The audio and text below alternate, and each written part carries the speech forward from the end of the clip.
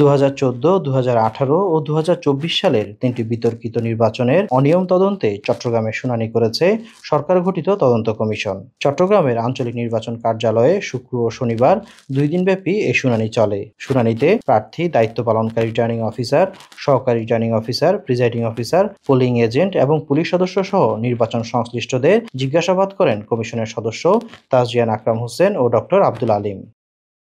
শুনানিতে 2014 সালের নির্বাচনে চট্টগ্রাম 5 আসনের এক প্রার্থী উপস্থিত ছিলেন। 2018 সালের বিতর্কিত জাতীয় নির্বাচনে চট্টগ্রাম 11 আসনে ভোট জালিয়াতির কারিগর চট্টগ্রামের সাবেক বিভাগীয় কমিশনার ও রিটার্নিং কর্মকর্তা আব্দুল মান্নান, সহকারী রিটার্নিং কর্মকর্তা তৎকালীন চট্টগ্রামের অতিরিক্ত জেলা প্রশাসক ও বর্তমানে বরিশালের জেলা প্রশাসক দেলোয়ার হোসেন হাজির হন।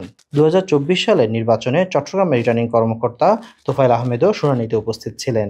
এ সময় তারা নিজেদের নির্দোষ দাবি করেন। আমি একটা কেন্দ্র এখানে বাতিল করেছিলাম, এটা আমি কাগজ দিয়েছি এবং এটা তারা দেখেছেন।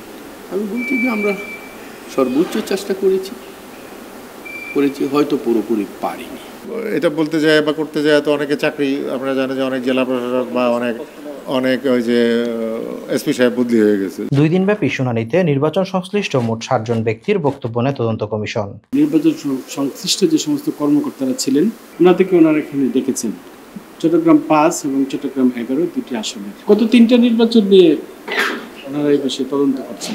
নির্বাচন সংশ্লিষ্ট কর্মকর্তারা শুধুই চাকরির ভয়ে ভোটাধিকার হরণ করেছিলেন নাকি ব্যক্তিগতভাবেও লাভবান হয়েছিলেন, এই বিষয়টি খুঁজে বের করার আহ্বান জানিয়েছেন বিশ্লেষকরা। নাইমুল ইসলাম, বৈশাখী সংবাদ, চট্টগ্রাম।